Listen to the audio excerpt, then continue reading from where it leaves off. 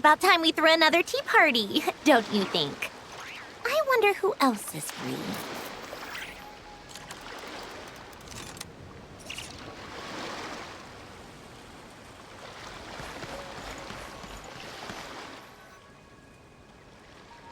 What? Is Paimon seeing things? Is that a Dodoko? No! There really is a Dodoko over there! And it looks just like... It looks like Barbaloth! Oh my, what a coincidence this is. Traveler? Paimon? Why is there something so fishy about hearing such a powerful fortune teller use the word coincidence? Perhaps, but it's no lie. This truly is a pleasant surprise. As a descender from beyond this world, the traveler's fate is not anchored in Tevat. Hence why most fortune tellers, including myself, are unable to predict your future.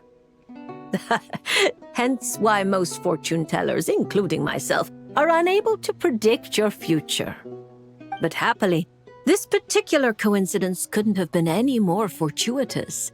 I recently happened to glimpse a peculiar omen. And since I had some free time, I decided to perform a brief divination and follow the omen's course. Just for a spot of fun, you understand. Oh yes, and while I was following this omen, I caught a few ethereal threads of fate and glimpsed the faces of their owners. Here, take a look for yourselves.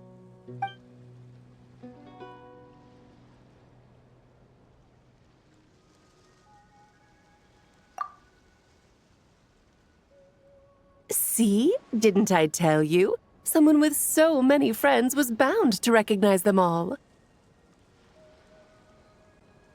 Hi, you two. It's been a while, hasn't it? I thought I'd lend a hand with Barbie's divination. Indeed, if Alice hadn't insisted, I'd have treated these names as minor variables and discarded them from the divination.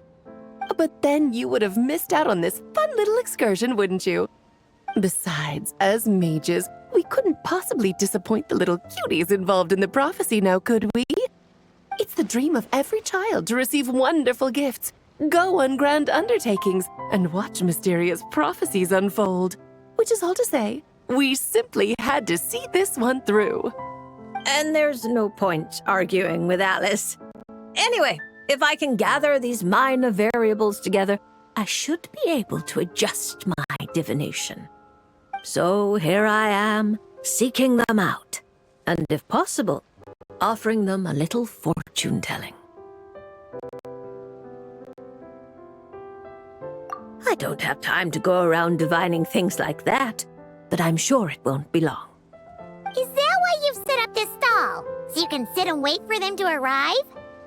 Don't worry, I'm not just sitting around twiddling my thumbs. This Dodoko is simply a stand-in. I'm still working on my research. That's right. And I installed sensors on Barbie's Dodoko. As soon as the right person shows up, she'll receive an instant notification. And Dodoko will give a happy little wiggle to make sure our visitors are drawn on in. What are you doing back here? Take your arm off that. You'll knock my scryglass onto the floor. And hold that cup steady. I don't want you spilling hot chocolate on my manuscripts. All right, keep your hat on just 1 second. There you go, Barbie, this one's yours. I hardly put any sugar in it, I promise. When you say hardly any sugar, I can't help but feel like we're not speaking the same language. Back to business. After we followed up on Barbie's divination, I was hoping to gather everyone involved, that is, and throw a huge party.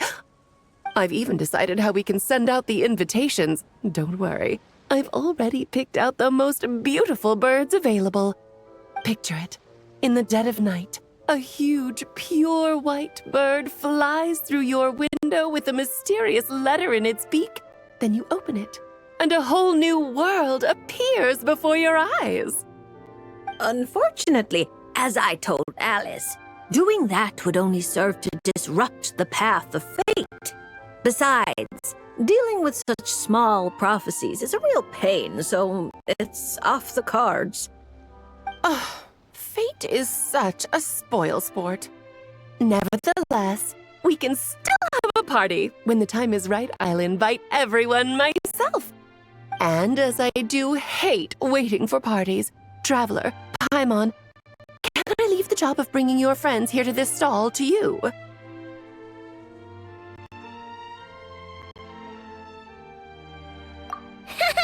Then we'd be the ones disrupting the path of fate, right? Seeing as the people in the prophecy already have ties to the Traveler, in theory, their fates are already intertwined. If the Traveler steps in to invite them and hurry things along, it shouldn't have too large an effect on the divination. Reliable as always. For the sake of the party, it's in your hands. I promise to save you the best seats, closest to the cake. Barbie, why are you tearing that paper apart? What are you doing? I'm using it to plug my ears. Between you and Nicole, if my head isn't hurting, then my ears are. Ugh, I miss Octavia.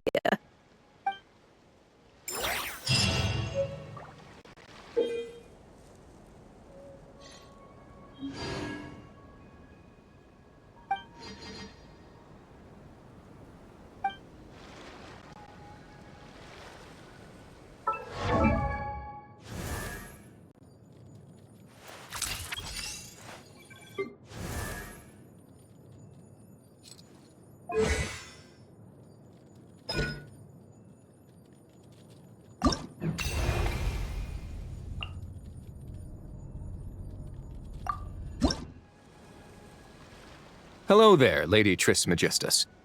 Oh, such perfect pronunciation. I can only assume we share a friend. A certain Miss Columbina recommended your services. A very unpredictable lady, that Miss Columbina. I'm sure your encounter must have been full of surprises. It sure was. Unpredictable is the perfect word. Pleased to make your acquaintance. The name's Whriothesley. Le Duc sous l'eau, in the flesh. It's a pleasure to meet you. I wouldn't have thought such a great mage as yourself would have heard of me. I'm honored. Or perhaps you saw my arrival in the stars, Lady Trismegistus. Since we're already acquainted, let's dispense with the formalities. You can call me Barbeloth. Then please, call me Whriothesley. This isn't official business, so there's no need for titles. I'm just a regular citizen of Fontaine enjoying some time off the clock. I came across some freshly baked conch madeleines on my way here. I hear mages enjoy a good tea party. Please, take one. Oh my, this is a very popular dessert at our parties. I've been here for quite some time now, and read the fortunes of a fair few people, but this is the first time anyone's come bearing gifts. Thank you, Mr. Wriothesley. I'll make sure to share it with Alice and the others. Is that my ears I feel tingling? Barbie, you simply have to save some for me. Don't let Nicole scarf the lot down before I get there. It's not like she hasn't done it before. Yes. I'll make sure she leaves some for you. Honestly, you could have timed this better. Here I am, hoping to maintain the Hexenzirkel's dignity in front of our new friend. It's quite all right. Where's the harm? Powerful people don't have to be serious all the time. Everyone's entitled to a little personality. Exactly. As a matter of fact, optimism and cheerfulness are core entry requirements of the Hexenzirkel. This is the first I've heard of it. It's a new rule I just came up with. The Hexenzirkel is supposed to bring joy to the world. It's only natural that we are cheerful and optimistic. Speaking only for myself, I support everyone enjoying life however they please. Provided no laws are broken, of course. That's a provision you might struggle to get Alice to stick to. Oh my. Well, this is a concern. You two do realize I'm still here, right? Besides, I'm not going to do anything criminal in front of the administrator of the Fortress of Meropide. And even if I was, I imagine your rooms are more spacious than the Knights of Favonius' solitary confinement room. Isn't that right, Mr. Whriothesley? As though a mere solitary confinement room could hold a legendary mage such as yourself. I'm sure Lady Alice has willingly accepted her punishment, no doubt due to her humility and unimpeachable trustworthiness. Exactly. You couldn't be more right. Please stop, Mr. Whriothesley. You really shouldn't encourage her. Once she's in a good mood, there's no telling what Alice might do.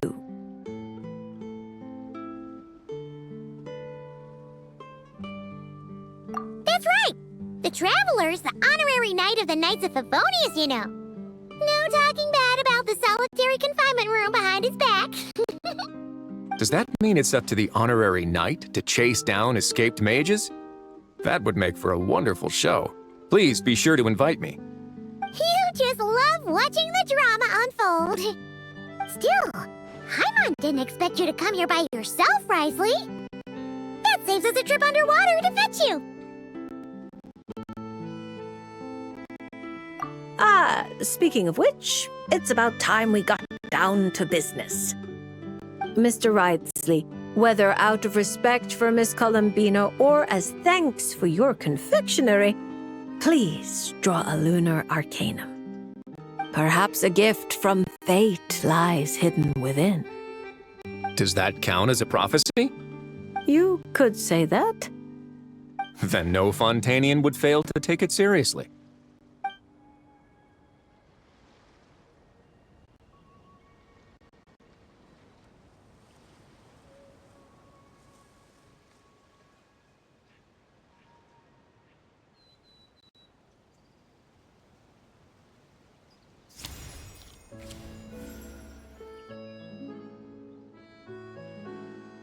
I'm not too familiar with these cards. This one appears to be... The upright emperor. You seem lost for words. Is this card bad? There's no need to worry. I can handle whatever you tell me. Quite the opposite. This card signifies eternal dominion and unshakable authority. If this represents your future, then you have already reached your destination. But your fate keeps rolling forward, forever changing, which can only mean... Perhaps it's not the person who changes, but their environment? At least for now, such a tendency does seem to exist. Then I guess I can be a bit more confident in my intuition from now on. I previously visited Nodcry on official business and gained quite a bit of insight. Since then, I can't help but keep an eye on the local news. Then one night as I was gazing at an unusually bright moon, I found myself thinking that the world is changing. The world is constantly changing, but with the introduction of such huge variables, we must all be prepared to face the unknown. That said, judging by the card you picked, you shouldn't have much to worry about. No matter how your environment changes, you have the means to either adapt or resist. Such wonderful news. Looks like I didn't take that punch for nothing. As a matter of curiosity, I have a somewhat presumptuous question to ask. I hope you don't mind. How sly. You're deliberately trying to pique our curiosity, Mr. Whriothesley. Now we have no choice but to insist that you ask. Then permit me to be frank. I've always wondered, how exactly does a prophecy ensure its own fulfillment? Take me, for example. My reading says I'll remain stable. But what if, after hearing this prophecy, a sudden rebellious urge takes hold and I immediately do something impulsive? What would happen then? For example, what if...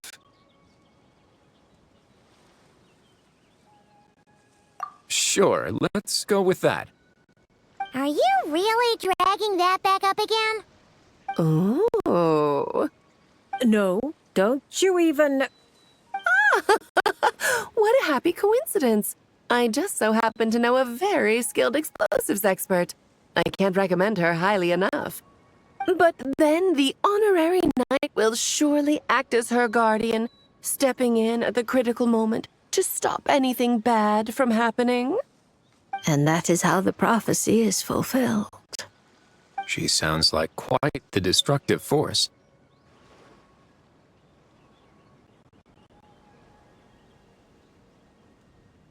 Huh? Are we talking about Klee? Whriothesley probably doesn't know that Klee is Alice's daughter, right? Well, actually, I think you'll find her full title is Daughter of the Great Adventurer of the Realms, Dodo King, Defender of Old Mondstadt. We don't have time for all that. Fine. She's the most adorable child of Alice, the Dodo King, the veritable Spark Knight, Klee. Honestly, we really should go back to my original plan and throw a fabulous party for everyone, where I can introduce you all properly. That way, when Klee goes to Fontaine, she'll have plenty of new friends to drink tea with. That sounds like a wonderful plan. I'm looking forward to it already. After all, it's not like I can turn down a good pot of tea.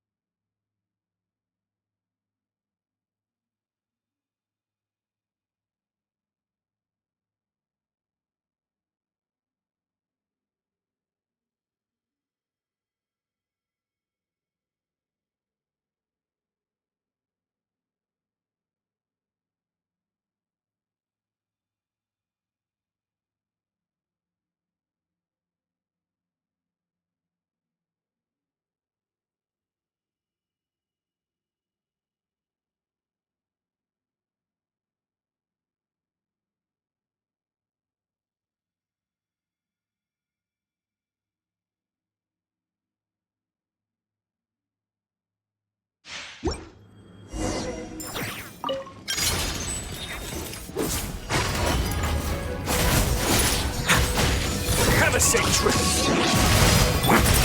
No rest for the wicked. Midnight Phantasmagoria.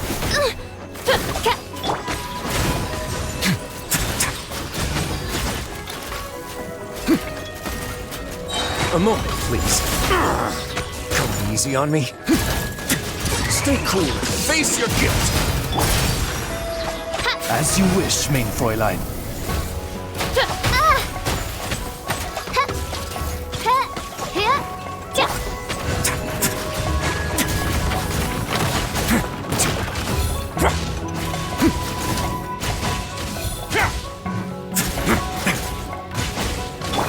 By royal decree, I summon thee! No rest for the wicked. Way now. Have a safe trip.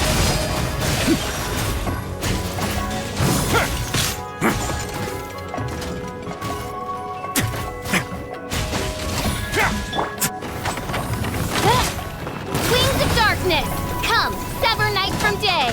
I summon thee! No rest for the...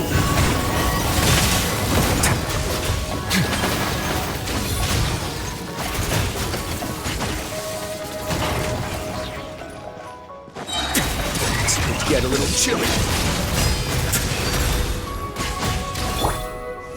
Oz, reveal thyself! Midnight Phantasmagoria! A moment, please.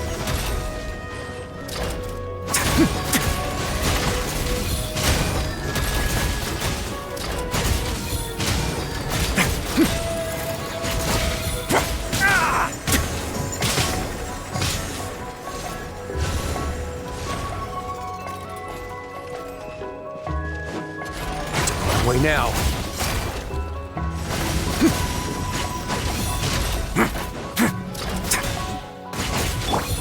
By royal decree,